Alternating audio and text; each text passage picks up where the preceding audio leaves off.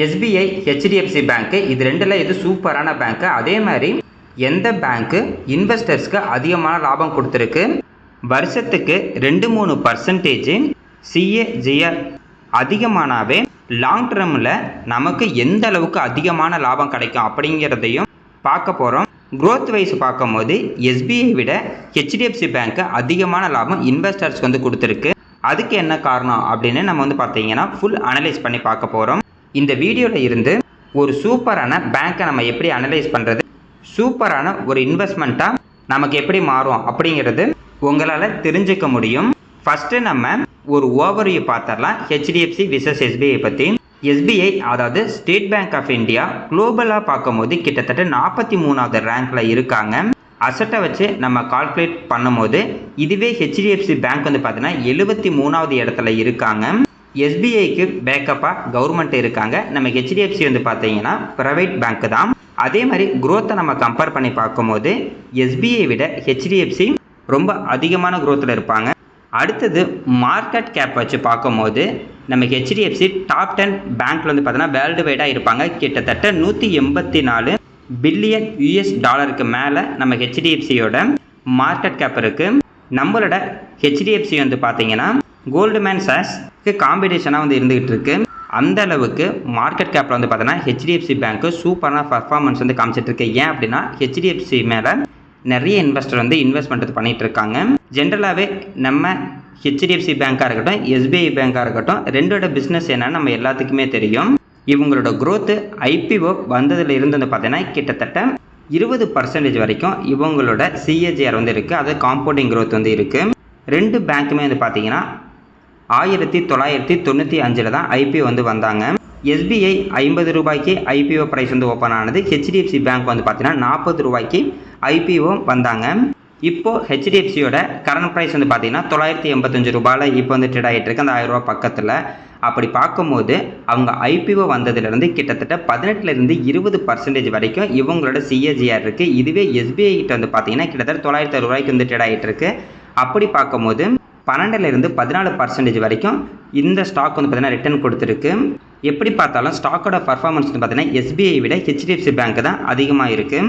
HDFC கிட்டத்தட்ட 25 மடங்குக்கு மேலே லாபம் கொடுத்துருக்கு. எஸ்பிஐ வந்து பார்த்தீங்கன்னா 19 மடங்குக்கு மேலே லாபம் கொடுத்துருக்கு. இவங்க ரெண்டு பேருமே வந்து பார்த்தீங்கன்னா ஸ்பிளிட்டு அண்டு போனஸ் வந்து கொடுத்துருக்காங்க.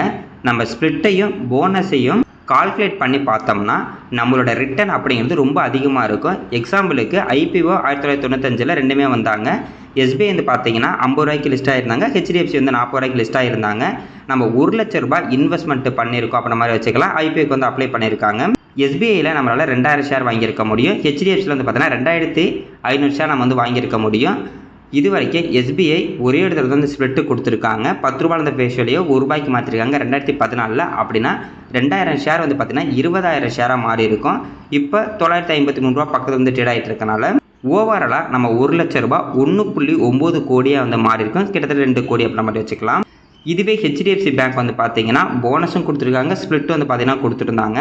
அதனால் 2500 ஷேர் வந்து 20000 ஷேராக மாறி இருக்கும். இப்போ கரண்ட் ப்ரைஸ் 989 ரூபா இந்த மாதிரி ட்ரேட் ஆகிட்டு இருக்கனால 1 லட்ச ரூபாய் முதலீடு 19.8 கோடியாக மாறி இருக்கும். அதாவது கிட்டத்தட்ட 20 கோடி பக்கத்தில் வந்து இருந்திருக்கும். ஆனால் மேலே வந்து பார்த்தீங்கன்னா இவங்களோட சிஏஜிஆர் வந்து வெறும் 4 to 5% தான் மாறி இருக்குது. இருந்தாலும் ரிட்டர்ன் அப்படிங்கிறது ரொம்ப அதிகமாகவே இருக்குது. இதனால தான் நம்ம ஸ்டாக் மார்க்கெட்டை பொறுத்த வரைக்கும் காம்பவுண்டிங் ரிட்டர்ன் 2 இல்லைனா 3% அதிகமாக எடுத்தாவே லாங் டேர்மில் நம்மளுக்கு அதிகமான லாபம் கிடைக்கும்.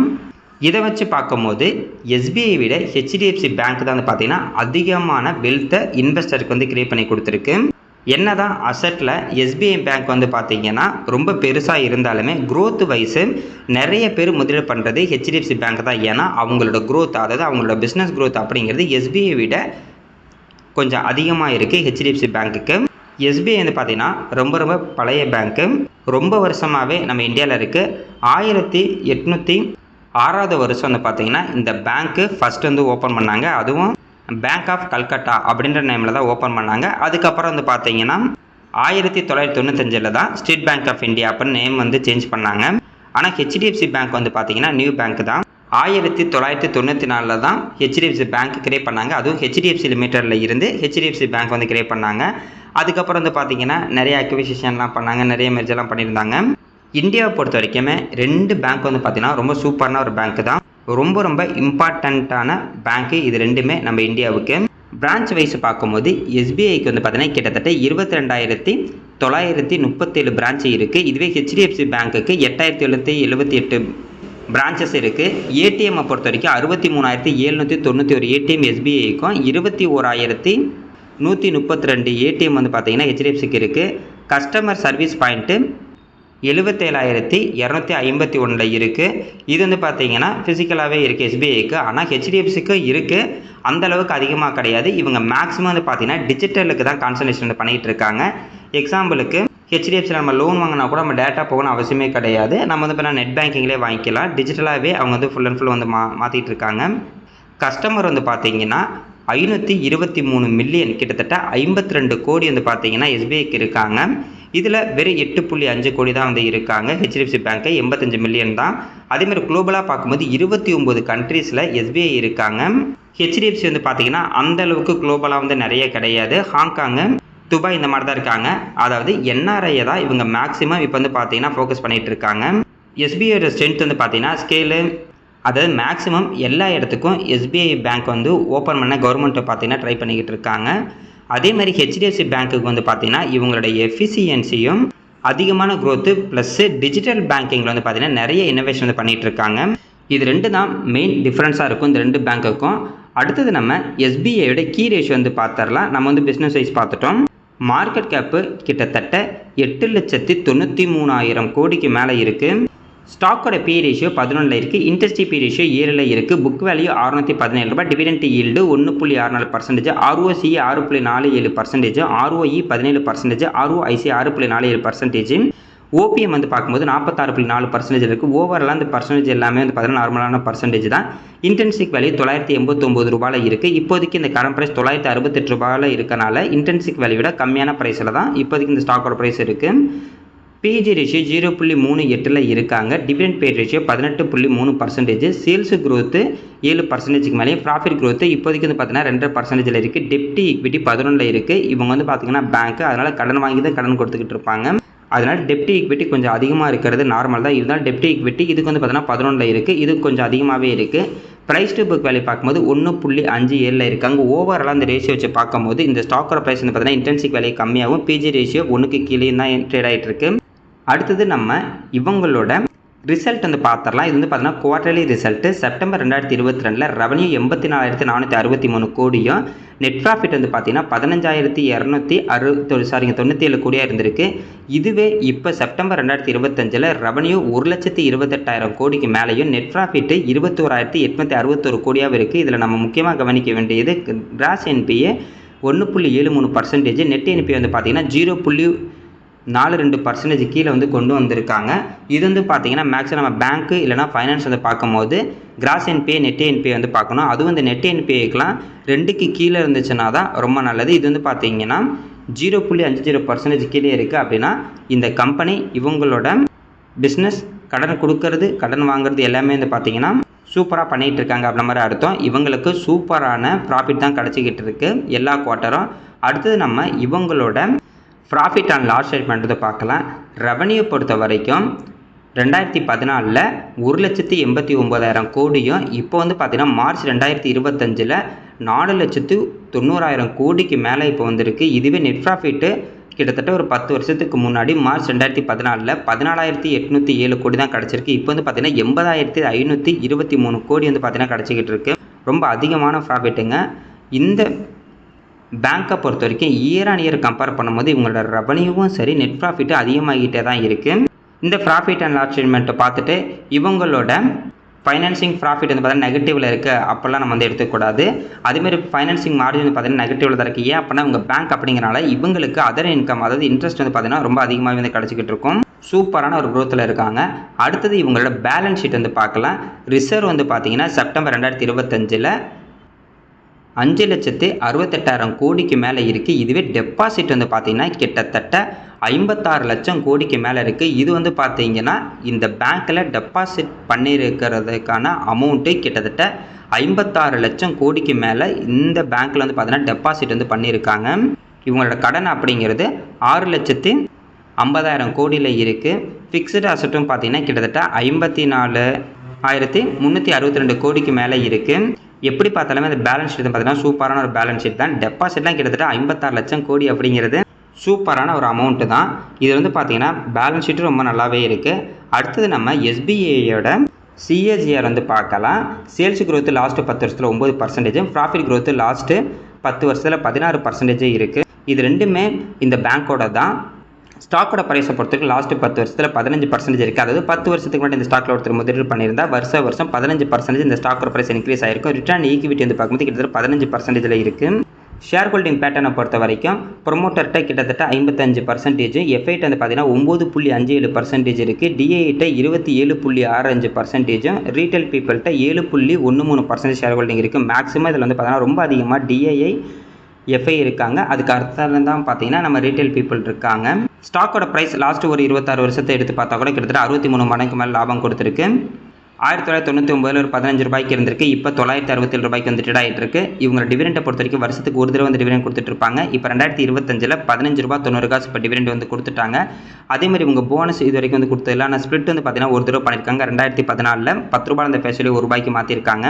ஓவராலாக ஐபிஓ ப்ரைஸ் வந்து பார்க்கும்போது முன்ன பார்த்த மாதிரி கிட்டத்தட்ட 1 லட்சம் ரூபாய் அப்படிங்கிறது 1.9 கோடியாக மாறி கிட்டத்தட்ட 2 கோடியாக வந்து மாறி இருக்கும். 1995 இந்த எஸ்பிஐயில் யாரோ வந்து இன்வெஸ்ட்மெண்ட் பண்ணி இன்னமும் இருக்காங்கன்னா நல்ல ஒரு அதிகமாக லாபத்தில் இருப்பாங்க. அடுத்தது நம்ம HDFC பேங்க் வந்து பார்க்கலாம். மார்க்கெட் கேப்பு கிட்டத்தட்ட 15 லட்சம் கோடிக்கு மேலே இருக்குது. ஸ்டாக்கோட பீரிஷியோ 21 இருக்குது, இன்ட்ரெஸ்ட் பீரிஷியோ 14 இருக்குது, புக் வேல்யூ 351 ரூபாய், டிவிடெண்ட் ஈல்டு 1.11%, ROC 7% மேலே இருக்குது, ROE 14% மேலே இருக்குது, ROIC 7% மேலே இருக்குது, OPM 42% இருக்குது. ஓவராலாக இந்த பர்சன்டேஜ் சூப்பரான ஒரு பர்சன்டேஜ் தான். ROCE 7 அப்படிங்கிறது பார்த்தீங்கன்னா பேங்கிங் செக்டாருக்கு இது வந்து நார்மல் தான். அதே மாதிரி இன்ட்ரின்சிக் வேல்யூ 680 இருக்குது, பிஜி ரேஷியோ 0.92 இருக்காங்க, டிவிடெண்ட் பேட் ரேஷியோ 23.8%, டெப்ட் ஈக்விட்டி வந்து பார்த்தீங்கன்னா 6.30 இருக்குது. இதுவே எஸ்பிஐக்கு டெப்ட் ஈக்விட்டி 11 இருந்துச்சு. அப்படி கம்பேர் பண்ணும்போது இந்த ஹெச்டிஎஃப்சியோட டெப்ட் ஈக்விட்டி கம்மியாகவே இருக்குது. ப்ரைஸ் டு புக் வேல்யூ பார்க்கும்போது 2.82 இருக்காங்க. ஓவராலாக அந்த ரேஷியோ வச்சு பார்க்கும்போது இந்த ஸ்டாக் வந்து பார்த்தீங்கன்னா நார்மலான வேல்யூஷன் வந்து ட்ரேட் ஆகிட்டு இருக்கு. பிஜி ரேஷியோ 1க்கு கீழே இருக்குது. அடுத்தது நம்ம இவங்களோட ப்ராஃபிட் அண்ட் லாஸ் ஸ்டேட்மெண்ட்டு டேரெக்டாக வந்து பார்த்தலாம். மார்ச் 2014 இவங்களோட ரெவன்யூ 42,555 கோடியாகவும், நெட் ப்ராஃபிட் 8,768 கோடியாகவும் இருந்திருக்கு. இதுவே மார்ச் 2025 இவங்களோட ரெவன்யூ 3,36,000 கோடிக்கு மேலேயும், நெட் ப்ராஃபிட்டு கிட்டத்தட்ட 73,440 கோடியில் இருக்குது. இதுவே நம்ம எஸ்பிஐ வந்து பார்த்தோன்னா 85,000 கோடி நம்ம இருந்துச்சு. கிட்டத்தட்ட வெறும் 10,000 கோடி தான் ஹெச்டிஎஃப்சிக்கும் எஸ்பிஐக்கும் வந்து பார்த்தீங்கன்னா ப்ராஃபிட்டில் வந்து சேஞ்சஸ் இருக்குது. இயர் ஆன் இயர் பார்க்கும்போது கூட எஸ்பிஐ விசஸ் ஹெச்டிஎஃப்சி பேங்க் வந்து பார்த்தீங்கன்னா ஹெச்டிஎஃப்சி தான் நல்ல ஒரு க்ரோத்தில் இருக்குது. இது வந்து பாருங்கள் ரெவன்யூ அதிகமாகிட்டு இருக்குது, நெட் ப்ராஃபிட் வந்து பார்த்தீங்கன்னா அதிகமாகிட்டே தான் இருக்குது இயர் ஆன் இயர் கம்பேர் பண்ணும்போது. இதனால தான் எஸ்பிஐ விட ஹெச்டிஎஃப்சி வந்து பார்த்தீங்கன்னா நிறைய பேர் வந்து முதலீடு பண்ணிகிட்டு இருக்காங்க. அதாவது ஒரு பிஸ்னஸ் வைஸ் பார்க்கும்போது இவங்க நல்ல ஒரு க்ரோத்தில் இருக்காங்க. அதனால் நிறைய இன்வெஸ்டர் இந்த பேங்க்கில் வந்து பார்த்தீங்கன்னா நிறைய வந்து முதலீடு வந்து பண்ணிகிட்டு இருக்காங்க. அடுத்தது நம்ம இவங்களோட பேலன்ஸ் ஷீட் வந்து பார்க்கலாம். ரிசர்வில் கிட்டத்தட்ட 5,37,000 கோடிக்கு மேலே அமௌண்ட் இருக்குது. இதுவே இவங்களோட டெபாசிட் வந்து பார்த்தீங்கன்னா 27 லட்சம் கோடிக்கு மேலே இருக்குது. பாரோவிங் கிட்டத்தட்ட 5,99,000 கோடியில் தான் இருக்குது. ஃபிக்ஸ்டு அசட்டு 15,538 கோடியாக இருக்குது. மேக்ஸிமம் எஸ்பிஐக்கு வந்து பார்த்தீங்கன்னா கவர்மெண்ட் ஜாபில் இருக்கக்கூடிய எல்லாத்துக்குமே சேலரி அப்படிங்கிறது மேக்ஸிமம் எஸ்பிஐக்கு வரும். அதேமாதிரி ஹெச்டிஎஃப்சி வந்து பார்த்தீங்கன்னா இந்த கார்பரேட் கம்பெனியில் வேலை செய்கிறவங்க மேக்ஸிமம் பீப்புள்ஸ் வந்து ஹெச்டிஎஃப்சியில் தான் அக்கௌண்ட் வந்து வச்சுருப்பாங்க. அதாவது ஐடி ஜாப் பண்ணுறவங்க நிறைய பேர்த்துக்கு ஹெச்டிஎஃப்சி பேங்க்கு தான் வந்து பார்த்தீங்கன்னா சேலரி அக்கௌண்ட்டாகவே கொடுத்துருப்பாங்க. அடுத்தது நம்ம சிஏஜிஆர் வந்து பார்க்கலாம். சேல்ஸ் க்ரோத்தை பொறுத்த வரைக்கும் லாஸ்ட்டு 10 வருஷத்தில் 29%, ப்ராஃபிட் க்ரோத் வந்து பார்த்தீங்கன்னா லாஸ்ட்டு 10 வருஷத்தில் 21% இருக்குது. ஆனால் நம்ம எஸ்பிஐக்கு வந்து பார்த்தீங்கன்னா இது ரெண்டுமே கம்மியாக இருந்துச்சு. இவங்க சேல்ஸ் அண்ட் ப்ராஃபிட் க்ரோத்தில் வந்து பார்த்தீங்கன்னா ரொம்ப ஃபாஸ்ட்டாகவே இருக்காங்க. ஸ்டாக்கோட ப்ரைஸை பொறுத்த வரைக்கும் லாஸ்ட்டு 10 வருஷத்தில் 14%, ரிட்டர்ன் ஈக்விட்டி கிட்டத்தட்ட 16% இருக்குது. ஷேர் ஹோல்டிங் பேட்டர்ன் பார்த்தா கூட ப்ரொமோட்டர் வந்து பார்த்தீங்கன்னா ஃபுல் அண்ட் ஃபுல் வந்து எஃப்ஐடிஐக்கு வந்து மாற்றிட்டாங்க. எஃப்ஐட்ட வந்து 48.38% இருக்குது, டிஐட்ட வந்து பார்த்தீங்கன்னா 36%, கவர்மெண்ட்டு 0.18%, இதுவே ரீட்டைல் பீப்புள்கிட்ட கிட்டத்தட்ட 15.33% இருக்குது. கன் ப்ரைஸ் $989 பக்கத்தில் ட்ரேட் ஆகிட்டு இருக்கு. 1999 வந்து பார்த்தீங்கன்னா கிட்டத்தட்ட $2.76 தான் இந்த ஸ்டாக்கோட ப்ரைஸ் வந்து ட்ரேட் ஆகிட்டு இருந்திருக்கு. ஆனால் ஐபிஓ ப்ரைஸ் $50 இருக்குது. இதே இப்போ $2 மாறி இருக்கும். அப்போ நீங்கள் யோசிச்சிங்கன்னா இவங்க போனஸ் அண்ட் ஸ்ப்ளிட்டு கொடுத்துருக்காங்களா, இந்த சார்ட் வந்து பார்த்தீங்கன்னா அதுக்கேற்ற மாதிரி வந்து அட்ஜஸ்ட் ஆகிருக்கும். அதனால தான் இந்த மாதிரி கம்மியான ப்ரைஸ் வந்து ஷோ பண்ண எப்பயுமே. போனஸை பொறுத்த வரைக்கும் இப்போ 2025 ஆகஸ்ட் மாதம் 1:1 வந்து கொடுத்துருந்தாங்க. அதேமாதிரி ஸ்ப்ளிட் வந்து பார்த்தீங்கன்னா 2011 $10 இருந்த ஃபேஷியல் $2, 2019 $2 இருந்த ஃபேஷியல் $1 மாற்றிருக்காங்க. இந்த கம்பெனியில் ஒருத்தர் ஐபிஓவில் $1 லட்சம் முதலீடு பண்ணியிருந்தாருன்னா இப்போ வந்து பார்த்தீங்கன்னா கிட்டத்தட்ட 19.8 கோடியாக மாறி இருக்கும். எப்படி பார்த்தாலும் ஒரு 20 கோடி வச்சுக்கலாம். $1 லட்சம் இன்வெஸ்ட்மெண்ட் அப்படிங்கிறது 20 கோடியாக மாறி இருக்கும். இதில் முக்கியமாக நம்ம பார்த்து வந்து பார்த்தீங்கன்னா இவங்களோட க்ரோத்து தான் எந்த அளவுக்கு ஒரு கம்பெனியோட க்ரோத் இருக்கோ அந்த அளவுக்கு அந்த ஸ்டாக்கோட ப்ரைஸ் வந்து பார்த்தீங்கன்னா இன்க்ரீஸ் ஆகும்.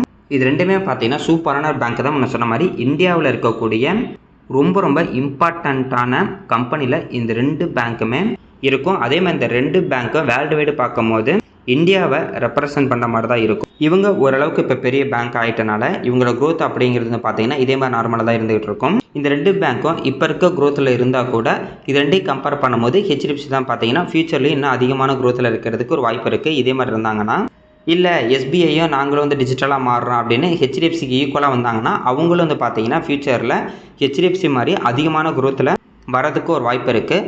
நம்ம ரெண்டுமே ஃபுல் டீட்டெயிலாக வந்து பார்த்துட்டோம். உங்களுக்கு இந்த 2 பேங்க்கு இது ஃபியூச்சரில் அதிகமான க்ரோத்தில் இருக்கும் அப்படின்னு நீங்கள் எதாவது யோசிச்சோன்னா கூட நீங்கள் வந்து பார்த்தீங்கன்னா இந்த 2 பேங்க்கில் ஏதோ ஒரு பேங்க்கோட வந்து கன்சிடர் பண்ணலாம். லார்ஜ் கேப்பில் பேங்க் செக்டாரில் இன்வெஸ்ட்மெண்ட் பண்ண யோசிச்சிங்கன்னா இதை கூட நீங்கள் வந்து பார்த்தீங்கன்னா ட்ரை பண்ணி பார்க்கலாம். ஆனால் இருந்தாலும் லார்ஜ் கேப்பை விட ஸ்மால் கேப்பில் இருக்கக்கூடிய கம்பெனிஸ் தான் அதிகமான க்ரோத் இருக்கும். ஆனால் அதிகமான ரிஸ்க் இருக்கும். இந்த மாதிரி லார்ஜ் கேப்பில் கம்மியான ரிஸ்க்கு தான் இருக்கும்.